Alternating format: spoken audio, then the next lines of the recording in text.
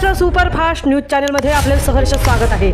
खास सत्याची धार लेखणीची महाराष्ट्रातील ताज्या आणि वेगवान बातम्या पाहण्यासाठी आपल्या हक्काचे चॅनल शेअर करा, लाईक करा आणि सबस्क्राईब करा। धन्यवाद। पोलादपूर नगराध्यक्ष पदाची निवडणूक चुरशीची, विरोधकांनीही उमेदवारी दाखल करून रंगत वाढवली। पोलादपूर नगरपंचायत दुसऱ्या पंचवार्षिक निवडणुकीमध्ये अखेर 5 महिन्याच्या कालावधीसाठी नगराध्यक्ष कोण?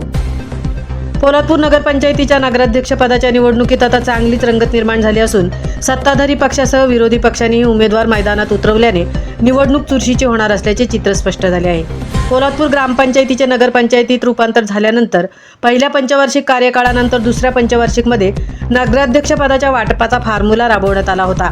सुरुवातीच्या 2.5 वर्षांसाठी सोनल प्रकाश गायकवाड यांनी नगराध्यक्ष पदाची धुरा सांभाळली। त्यानंतर उर्वरित 2.5 वर्षांच्या कालावधीत सत्ताधारी गटाने प्रत्येकाला 6 महिन्यांचा कार्यकाळ देण्याचे ठरवले होते। या नियोजनानुसार प्रथम शिल्पा देवेंद्र दरेकर यांना नगराध्यक्ष पदाची संधी देण्यात आली। त्यानंतर स्नेहा सचिन मेहता यांनी नगराध्यक्ष पदाची जबाबदारी स्वीकारली। पक्षश्रेष्ठींनी ठरवलेल्या निर्णयानुसार स्नेहा मेहता यांनी आपला राजीनामा जिल्हाधिकाऱ्यांकडे सादर केला। त्यानंतर 12 जून रोजी नगराध्यक्ष पदासाठी उमेदवारी अर्ज दाखल करण्याची प्रक्रिया पार पडली। सर्वांच्या अपेक्षेप्रमाणे ही निवडणूक बिनविरोध होईल अशी चर्चा होती, मात्र विरोधी पक्षाने ही निवडणुकीत उडी घेतल्याने राजकीय समीकरणाने वेगळे वळण मिळाले आहे।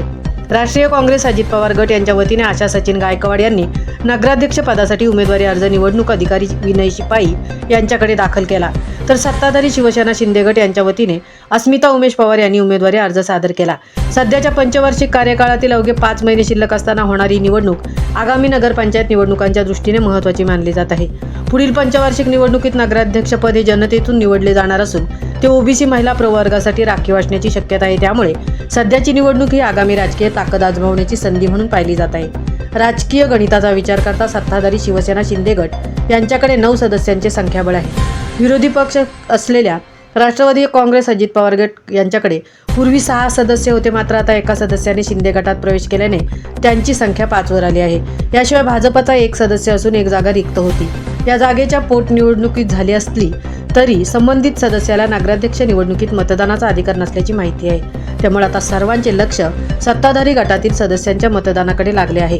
पक्षीय शिस्त कायम राहते की काही वेगळे राजकीय समीकरण घडते, यावर नगराध्यक्ष पदाची लढत अवलंबून राहणार आहे।